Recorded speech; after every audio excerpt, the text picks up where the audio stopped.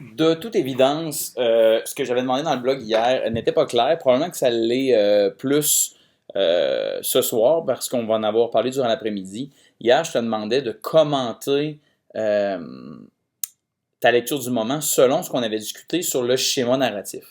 On se rappelle que le schéma narratif, OK, c'est une autre façon de parler, de mettre des mots sur ce qu'on a découvert en analysant nos bandes dessinées hier.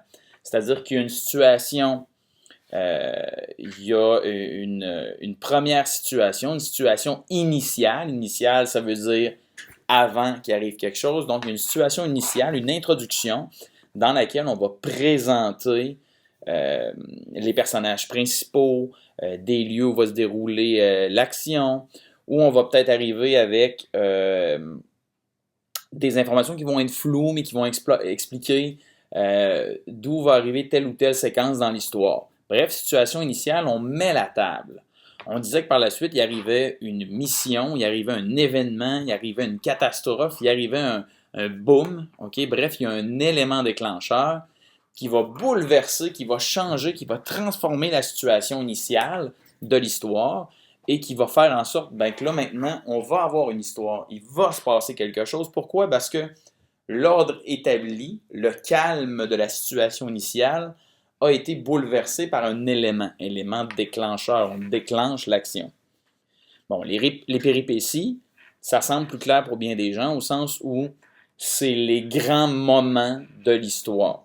Puis je ne parle pas des grands moments, là. Les grands moments, c'est-à-dire les séquences où l'action devient plus importante, ou dans le fond, dans l'histoire, on ne pourrait pas enlever ce morceau-là parce que il manquerait une saveur importante à l'histoire. Les péripéties, c'est les grandes scènes qui nous permettent de progresser dans l'histoire. Vient ensuite le dénouement, qui va être dans le fond la réponse, qui va être l'espèce de combat épique, la découverte ou pas de ce qu'on cherchait, bref, la mission qu'on accomplit ou pas. Mais le dénouement, c'est pas la fin. Le dénouement, c'est on vient de calmer, on vient d'arrêter ce qui avait bouleversé la situation initiale.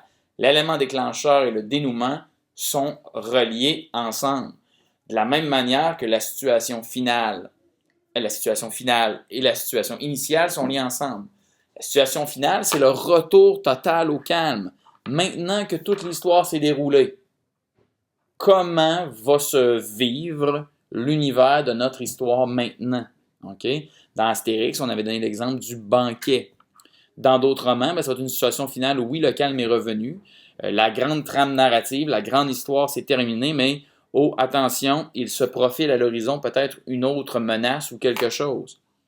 Donc, hier, la plupart des gens qui ont fait leurs commentaires sur leur lecture du moment, oui, on parlait un peu de l'histoire, mais plus ou moins, moi, ce que je voulais, c'est que vraiment tu t'attaques à un élément du schéma narratif.